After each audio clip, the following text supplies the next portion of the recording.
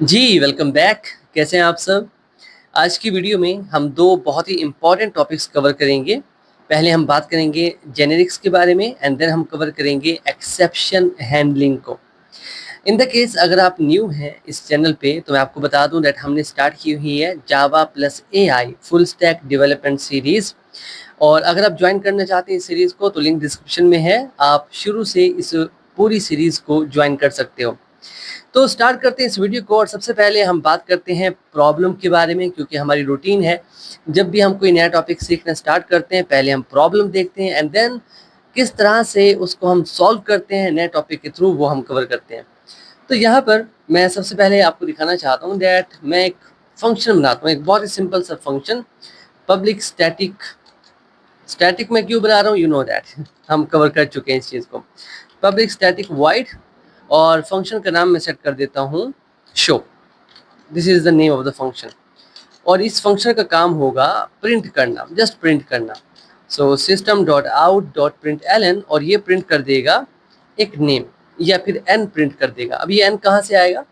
ये एन यहाँ पे आएगा। तो मैं कहता हूँ कि यहाँ पर मुझे एक स्ट्रिंग मिलेगी और ये वैल्यू इस एन में स्टोर हो जाएगी और उसी वैल्यू को हम आउटपुट में शो कर देंगे। This is the first function. Now let's create another function. तो मैं इसको कॉपी कर लेता हूँ और मैं इसको पेस्ट कर देता हूँ। अभी मैं कहता हूँ कि यहाँ पर ना मुझे मिलेगा एक इंटीजर और उस इंट की वैल्यू को मैं आउटपुट में शो करूँगा। ओके, फिर एक और मेथड बना लेते हैं और मैं कहता हूँ यहाँ पर मुझे मिलेगी एक डबल वैल्यू और उसको मैं आउटपुट में शो कर दूंगा। अभी यहाँ पर मैं आपको कुछ दिखाना चाहता हूँ just to show you that how it works. And यहाँ पर आते हैं, कॉल करते हैं शो मेथड को और यहाँ से मैं एक स्ट्रिंग पास कर देता हूँ LATIF लतीफ़। ये बिल्कुल ठीक तरीके से काम कर रहा है and we are not getting the error. अब यहाँ पर ना मैं इनके नाम थोड़े चेंज कर देता हूँ। मैं कहता हूँ ये शो है, ये शो 1 है और ये शो 2 है। ठीक है, अभी मैं क्या कर रहा हूँ, शो में वैल्यू भेज रहा हूँ और शो क्या कर रहा है, मुझसे एक स्ट्रिंग वैल्यू मांग रहा है। इसी तरह से अगर मैं शो को कॉल करता हूँ SHOW, शो 1 को कॉल करते हैं तो ये मुझसे एक इंटीजर वैल्यू मांग रहा है, तो ये मैं इसको एक इंटीजर वैल्यू दे देता हूँ। एक और मेथड कॉल करते हैं शो 2 और इसको मैं वैल्यू दे देता हूँ बूलियन, कुछ इस तरह से। नाउ द प्रॉब्लम इज हम जब भी किसी फंक्शन को कॉल कर रहे हैं तो वो सिर्फ एक ही डेटा टाइप एक्सेप्ट कर रहा है। मतलब इंट के लिए अलग से मेथड बनाया, डबल के लिए अलग से मेथड बनाया, स्ट्रिंग के लिए अलग से मेथड बनाया। इसी तरह से जब बूलियन आएंगे तो उसके लिए अलग से मेथड बनाना पड़ेगा, कैर होगा तो उसके लिए अलग से मेथड बनाना पड़ेगा। बट मैं चाहता हूँ कि यार मेरे पास ना कोई ऐसा तरीका आ जाए जिसमें मैं एक ही मेथड बनाऊं और वो मेथड जितनी भी डेटा टाइप्स हैं सबको एक्सेप्ट करे। मज़ा आ जाएगा ना, हमारा कोड जो है वो बहुत कम होगा। अभी यहाँ पर ये जो स्ट्रिंग वाला है ना, अगर मैं इसको कोई नंबर देता हूँ, जस्ट सपोज मैं यहाँ पर एक नंबर देता हूँ, so we are getting error.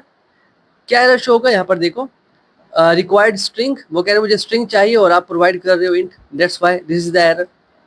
और मैं चाहता हूँ कि मैं ऐसा मेथड क्रिएट करूँ जो कोई भी डेटा टाइप मुझसे ले ले और उसको प्रिंट कर दे। ये प्रॉब्लम है हमारी। और यहाँ पर आता है जेनेरिक्स।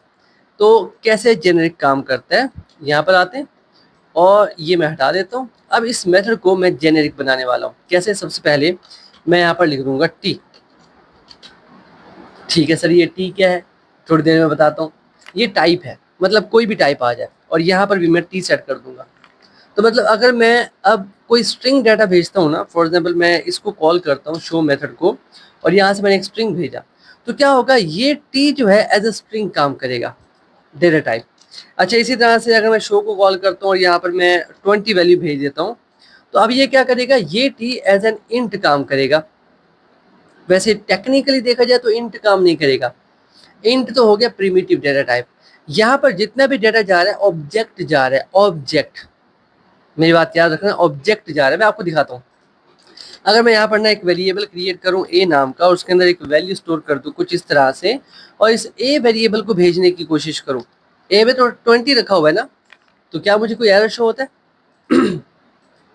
चेक करें, चेक करते हैं, इसको सेव करते हैं और एक बार इसको रन करते हैं यहाँ से। लेट्स चेक कि हमें आउटपुट में क्या देखने को मिलता है। मैंने हेलो भेजा हुआ है, फर्स्ट कॉल में हेलो शो होगा, सेकंड कॉल में मैंने ए की वैल्यू भेजी हुई है तो मुझे ए शो होगा। एंड लेट्स चेक कि क्या होता है। ये काफ़ी इंटरेस्टिंग टॉपिक है जेनेरिक।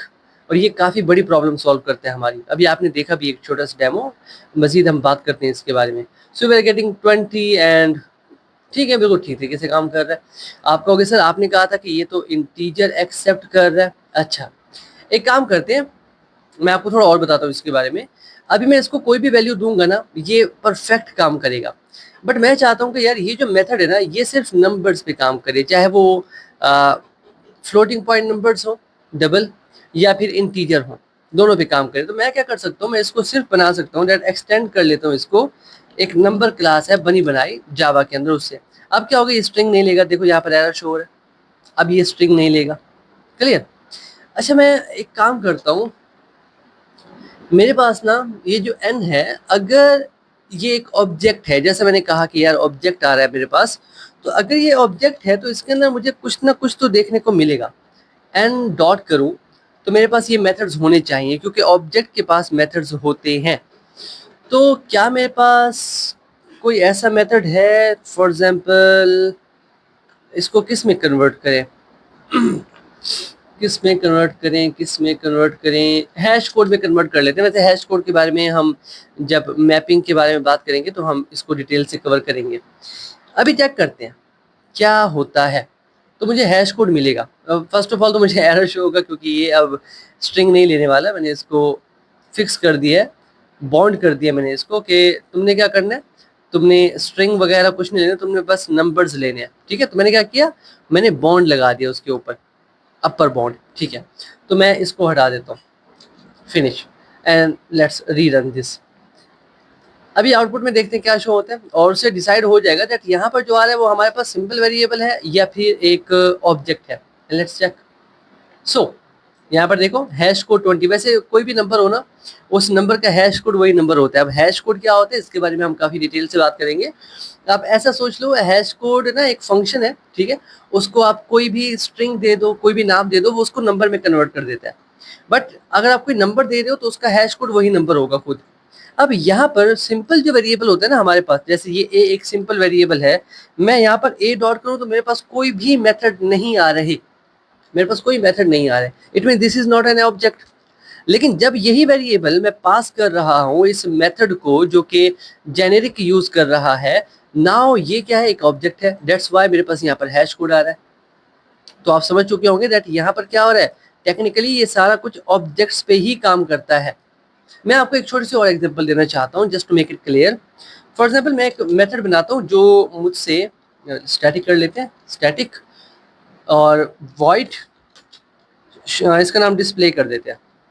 ये मेथड क्या करेगा, ये मुझसे ना एक एरे लेगा, तो मुझे बताना पड़ेगा कौन सी टाइप का एरे है, बट मैं नहीं करना चाहता, तो मैं यूज़ कर लेता हूँ जेनेरिक का, कि किसी भी टाइप का एरे आप मुझे दे दो, मैं उसको हैंडल कर लूँगा। ठीक है, और यहाँ पर मुझे टी लिखना होगा, और यहाँ पर मैं एन कर देता हूँ कि यहाँ पर मेरे पास कोई ना कोई एरे आएगा, और मुझे क्या करना है, फॉर ईच के थ्रू वो एरे प्रिंट कर देना है। तो मैं कुछ इस तरह से कर लेता हूँ, यहाँ पर टाइप आ जाएगी, और यहाँ पर एक एक एलिमेंट आएगा, और उसी एलिमेंट को मैं आउटपुट में शो कर दूंगा, system dot out dot print L N, और टी के अंदर एक एक एलिमेंट आएगा, मैं शो कर दूंगा। ठीक है, अभी यहाँ पर आके मैं एक एरे क्रिएट कर लेता हूँ। अभी अभी इंटरेस्टिंग पार्ट आने वाला है। मैं एक एरे क्रिएट करता हूँ प्रीमिटिव्स की, मैं इंट यूज़ कर रहा हूँ, इंटीजर यूज़ नहीं कर रहा। ठीक है, और मैं यहाँ पर एज दे देता हूँ, और इसके अंदर मैं वैल्यू स्टोर कर देता हूँ, फॉर एग्जाम्पल 20, 25, 21, 23। ये मैंने एक एरे क्रिएट किया। अब इस एरे को मैं भेजना चाहता हूँ डिस्प्ले फंक्शन के पास, display as. Wow, we are getting error. यही चीज़ मैं आपको समझाना चाह रहा था, दैट जब भी आप जेनेरिक का यूज़ कर रहे हो तो वो ऑब्जेक्ट पे काम कर रहा है। अभी मैं क्या भेज रहा हूँ, जब मैंने सिंपल एक वेरिएबल भेजा ना, तो उसने उसको कन्वर्ट कर लिया ऑब्जेक्ट में, नो प्रॉब्लम। अभी मैं एक लिस्ट भेज रहा हूँ, मैंने एक एरे क्रिएट कर लिया और सारे के सारे प्रिमिटिव्स हैं, अभी मैं वो भेजना चाह रहा हूँ, एरर आ रहा है। यहाँ पर देखो वो क्या कह रहा है, रिक्वायर्ड टाइप टी, मतलब मुझे वो कह रहा है ऑब्जेक्ट चाहिए और आप इंट प्रोवाइड कर रहे हो। मेरी बात समझ में आई? ठीक है, तो क्या सोल्यूशन है, इसको ऑब्जेक्ट की तरह ट्रीट करो। तो हमें क्या करना पड़ेगा, इंटीजर क्लास का यूज करना पड़ेगा। अब ये प्रिमिटिव नहीं है, ये एक एज एन ऑब्जेक्ट काम करेगा, and that's why we are not getting error. इसको रन करें तो आपको आउटपुट में 20, 25, 21 एंड 23 शो होगा। मेरी बात समझ में आ रही है आपको? हाँ, ये ऑब्जेक्ट है, मेरी बात याद रखना। आउटपुट भी आ रहा है देखो, ये क्या है, जब भी आप जेनेरिक का यूज कर रहे हो, this is an object. Okay, काफी मजा आ रहा है नहीं? अच्छा, मैं ना एक एक एक बहुत ही इंपॉर्टेंट चीज है, वो मैं आपके साथ शेयर करना चाहता हूँ। मैंने आपको जब वो पढ़ाना स्टार्ट किया था, मैंने आपसे कहा था कि कोई भी क्लास हो ना, फॉर एग्जाम्पल मैं यहाँ पर एक क्लास बना लेता हूँ, नॉट दिस वन, एक न्यू क्लास क्रिएट करते हैं इस एक्सेप्शन के टॉपिक में, and this is really amazing. मैं आपको कुछ दिखाना चाहता हूँ। तो मैं कहता हूँ माई क्लास, ये मैंने एक क्लास बना लिया, माई क्लास, ठीक है।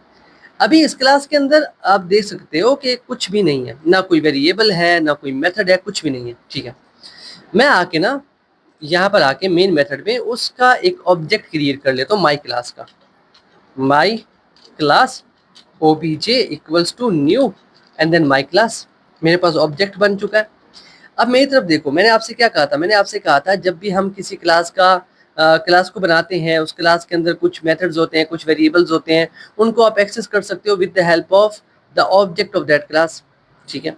अभी मैंने इस माई क्लास का ऑब्जेक्ट बनाया, तो इस ऑब्जेक्ट के थ्रू माई क्लास के अंदर जो कुछ रखा हुआ है मैं उसको एक्सेस कर सकता हूँ। नाउ द क्वेश्चन इज, क्या माई क्लास में कुछ है? नहीं है, तो मतलब इस ऑब्जेक्ट के पास भी कुछ नहीं होना चाहिए। लेकिन जब मैं ओबीजे डॉट करता हूं तो मेरे पास तो लिस्ट आ रही है, मेरे पास हैश कोड है, मेरे पास इक्वल्स है, मेरे पास टू स्ट्रिंग मेथड है। ये मेथड्स कहाँ से आ रहे हैं? अब यहाँ पर एक आप कह सकते हो सर, ये जो क्लास है ये चाइल्ड क्लास होगी, इसलिए यहाँ पर जो मेथड्स आ रहे हैं, हमें शो हो रहे हैं, ये होंगे इसके पेरेंट के। बट हमने पढ़ा था चाइल्ड क्लास हम जब भी बनाते हैं हम एक्सटेंड कीवर्ड का यूज करते हैं एंड देन चाइल्ड क्लास बन जाती है। बट यहाँ पर सर एक्सटेंड नाम का कोई कीवर्ड है ही नहीं। तो जावा के अंदर बाय डिफॉल्ट हर क्लास की एक पेरेंट क्लास होती है, हर क्लास की एक पेरेंट क्लास होती है, and that class is object class. Let me show you, काफी इंटरेस्टिंग है। मैं यहाँ पर आया और मैं आपको दिखाना चाहता हूँ that we have an object class. यहाँ पर देखो, ये क्लास है ऑब्जेक्ट क्लास, और यहाँ पर लिखा हुआ है देखो, class object is the root of the class hierarchy. Every class has object as a superclass. All objects including arrays implement the methods of this class. इस क्लास के अंदर काफी सारे मेथड्स हैं जो कि हम यूज कर सकते हैं। ये जो हैश कोड थोड़ी देर पहले मैंने यूज किया था, वो हैश कोड इसी के अंदर है, दैट्स वाई मुझे ये मिल रहा है। तो आपसे इंटरव्यू में पूछ लिया जाए कि यार ये एक मेन क्लास है, ये एक क्लास है हमने बना रखी है, क्या इसका कोई पेरेंट है? अब आपने ये नहीं देखना कि यार यहाँ पर एक्सटेंड तो लिखा नहीं हुआ तो इसका कोई पेरेंट कैसे हो सकता है। जावा के अंदर है, and that is object class. And I hope ये क्लियर हो चुका होगा आपको, और साथ में ये भी क्लियर हो चुका होगा दैट हम जेनेरिक क्यों यूज करते हैं।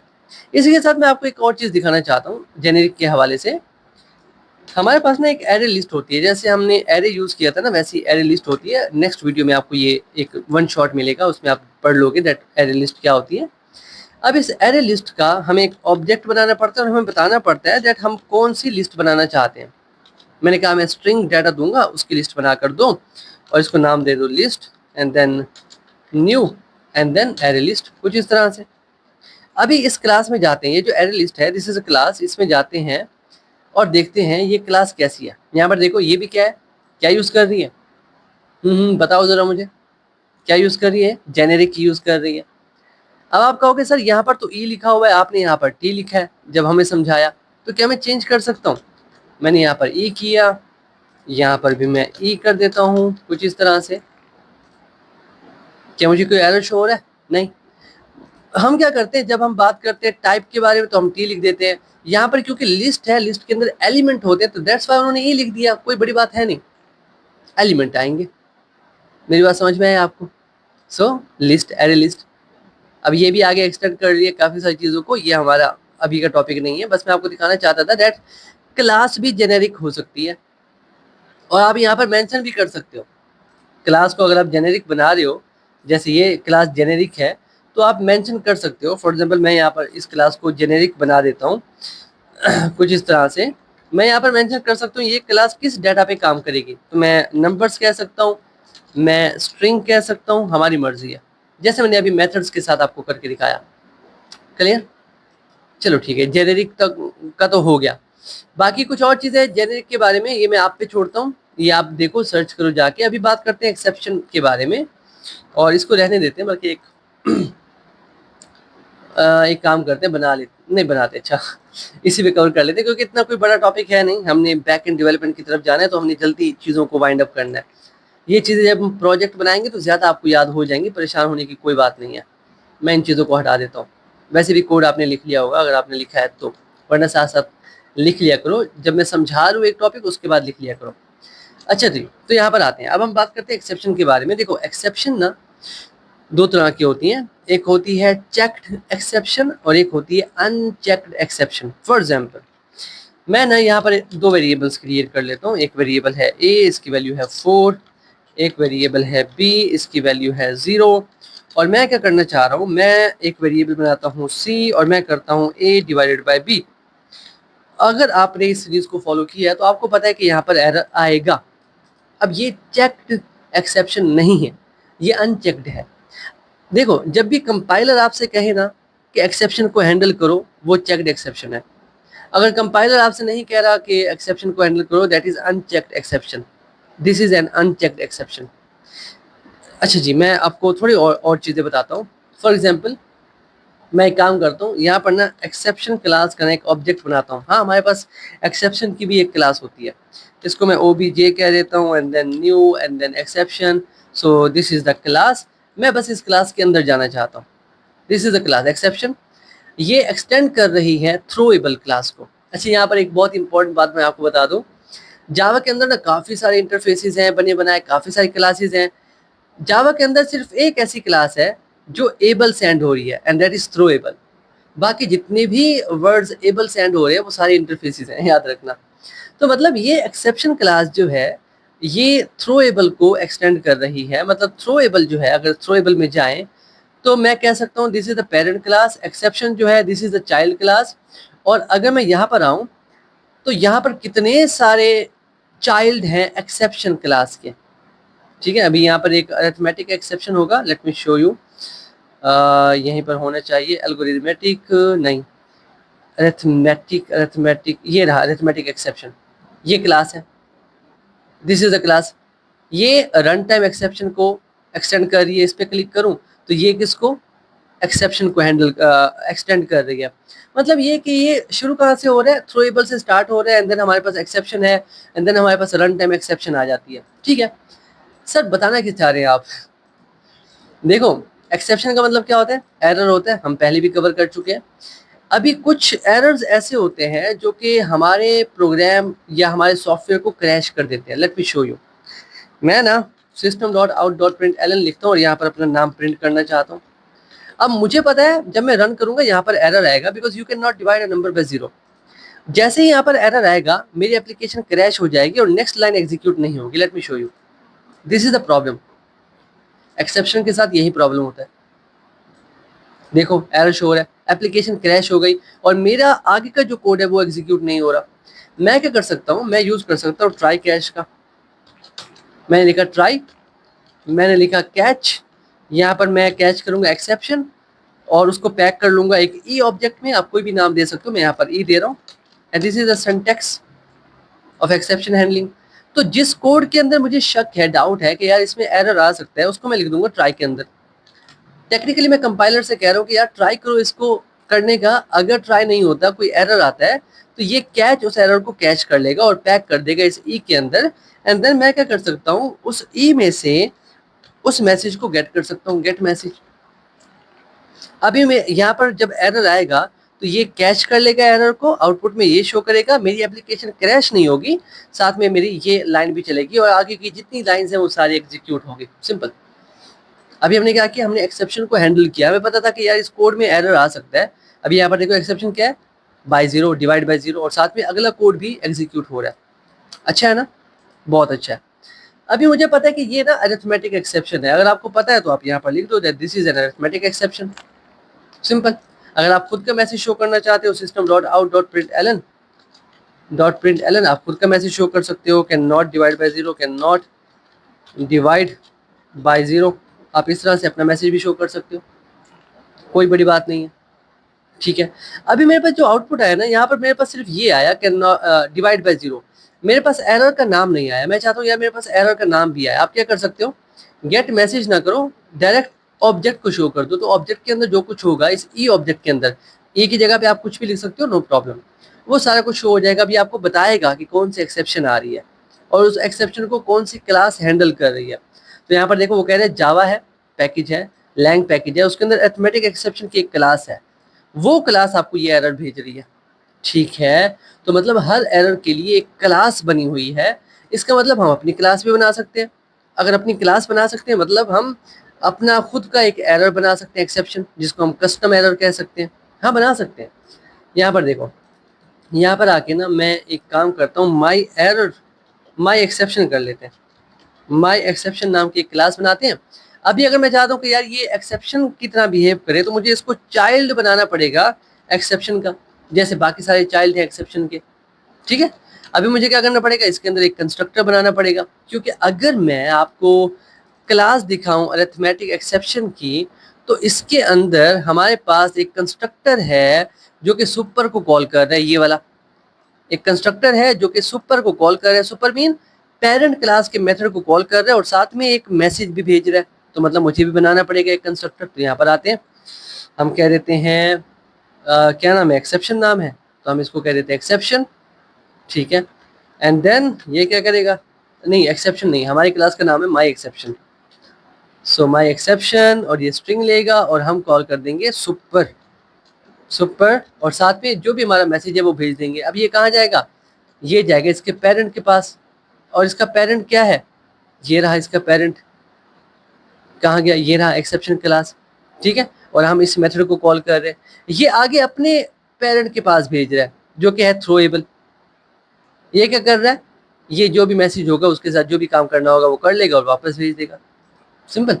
ठीक है, चलो अभी मेरे पास मेरी क्लास है, तो मैं क्या कर सकता हूँ, यहाँ पर आके ना, अगर मेरा कस्टम एरर है तो मुझे खुद उसको थ्रो करना पड़ेगा। मैं कंडीशन लगा देता हूँ दैट इफ ए या फिर if B equals to 0, then मुझे थ्रो करनी है अपनी एक्सेप्शन। तो मेरे पास एक कीवर्ड है थ्रो। अब मुझे ऑब्जेक्ट बनाना पड़ेगा and then my exception class. और यहाँ से अगर मैं कोई मैसेज भेजना चाहूँ, दिस इज माई एरर, ये मैंने भेज दिया। अभी मुझे इसको कैच करना पड़ेगा, तो यहाँ पर आके माई एक्सेप्शन को मैं कैच कर लेता हूँ और जो भी मैसेज है वो मैं दिखा रहा हूँ।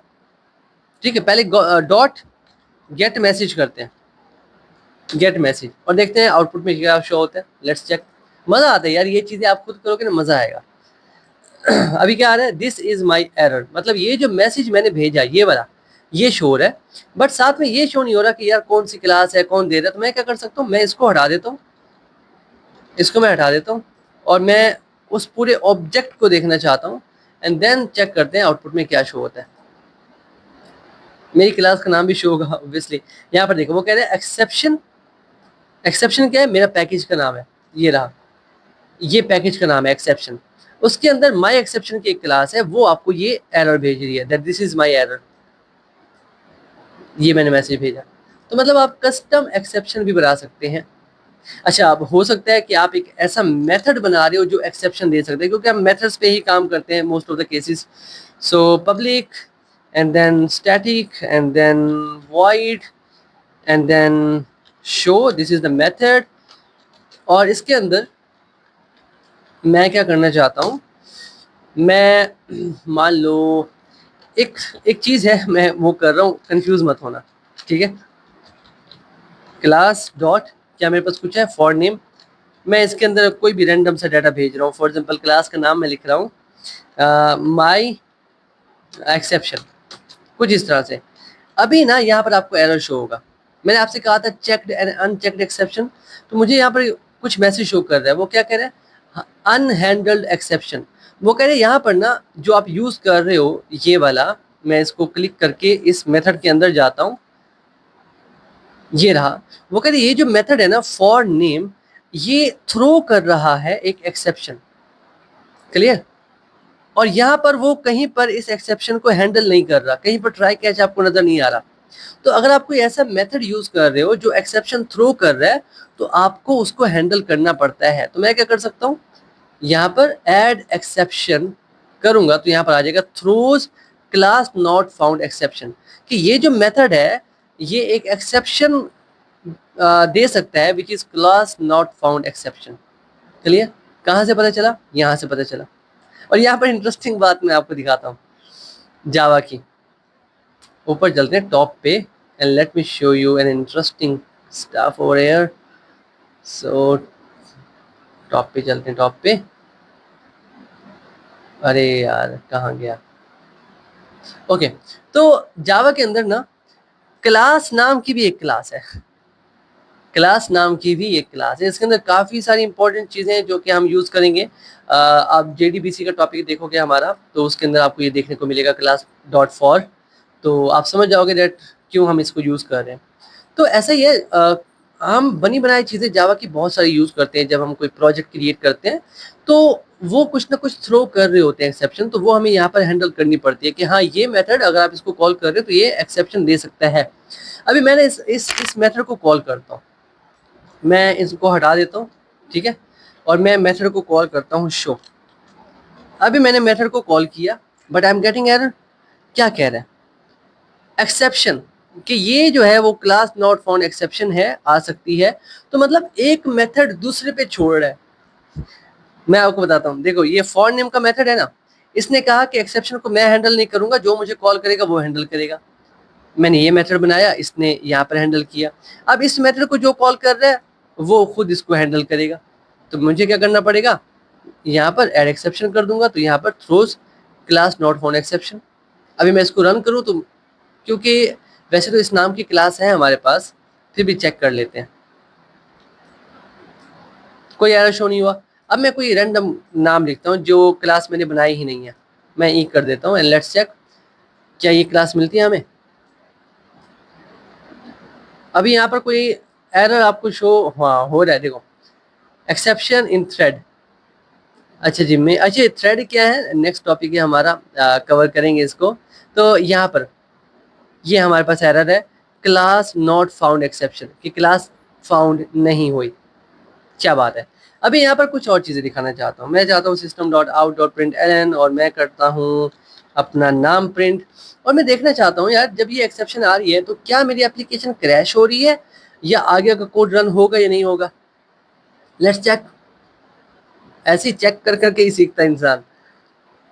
ओके, मेरी एप्लीकेशन क्रैश हो रही है, इट मीन्स अगर सारे ये थ्रो कर रहे हैं एक्सेप्शन, तो मुझे कहीं ना कहीं तो ट्राई कैच यूज़ करना पड़ेगा। अगर कोई यूज़ नहीं कर रहा तो मैं क्या कर रहा हूँ, ये मुझे मैसेज दे रहा है कि आपको ये एक्सेप्शन आ सकता है which is class not found exception, आप इसको हैंडल करो। तो मैं ट्राई कैच का यूज़ कर लेता हूँ। मैंने ट्राई किया और इसके अंदर मुझे एक्सेप्शन आ रहा है, तो मैं क्या कर सकता हूँ, इसको ट्राई के अंदर धकेल देता हूँ, और यहाँ पर कोई एरर आएगा तो मैं उसको कैच कर लूँगा और उसको पैक कर लूँगा। अब यहाँ पर मैं एक्सेप्शन का ऑब्जेक्ट भी बना सकता हूँ। अब क्योंकि वो मुझे एरर दे रहा है दैट यहाँ पर जो एक्सेप्शन आएगा वो है क्लास नॉट फाउंड, तो मैं वही बना देता हूँ, क्लास नॉट फाउंड एक्सेप्शन। जो भी मैसेज आएगा इस ई के अंदर स्टोर हो जाएगा एंड देन मैं उसी ई को आउटपुट में शो कर दूंगा कुछ इस तरह से। अभी क्या होगा, इसके आगे का जो कोड है वो डेफिनेटली रन होगा, अभी मेरी एप्लीकेशन क्रैश नहीं होगी। और साथ में कैच के साथ ना एक फाइनली भी होता है। आप ये रखोगे सर ये पढ़ा ही नहीं है, फाइनली के अंदर आप जो कुछ भी लिख दो। मैं फॉर एग्जांपल कहता हूँ लास्ट, ठीक है, मैंने ये लिख दिया। ट्राई जब चलेगा तो वो कोड को एग्जीक्यूट करेगा, अगर एरर आता है कैच उसको कैच कर लेगा, आउटपुट में शो कर देगा, और फिर फाइनली ब्लॉक जो है वो एग्जीक्यूट होगा। अब ये जो फाइनली ब्लॉक है ये एग्जीक्यूट होता है, चाहे एरर आए या ना आए ये एग्जीक्यूट होगा। और अभी क्योंकि मैंने इसको हैंडल कर लिया with the help of try catch, तो मेरी एप्लीकेशन क्रैश नहीं होगी, लतीफ़ भी आउटपुट में शो होगा, मैसेज भी आउटपुट में शो होगा, फाइनली ब्लॉक तो डेफिनेटली चलेगा, और लास्ट भी आउटपुट में शो होगा। यहाँ पर देखो सबसे पहले मेरे पास एक्सेप्शन आई, ठीक है, कि ये क्लास है ये फाउंड नहीं हो रही, फिर लास्ट शो हुआ, फिर लतीफ़ शो हुआ, एंड टॉपिक इज डन। हमने जेनेरिक्स को कवर किया, हमने एक्सेप्शन हैंडलिंग को कवर किया, हमने क्लास को देखा, और हमने ऑब्जेक्ट क्लास को भी कवर किया। तो आज के लिए इतना ही है, मिलते हैं आपसे नेक्स्ट वीडियो में, तब तक के लिए keep connected and keep coding. Thank you.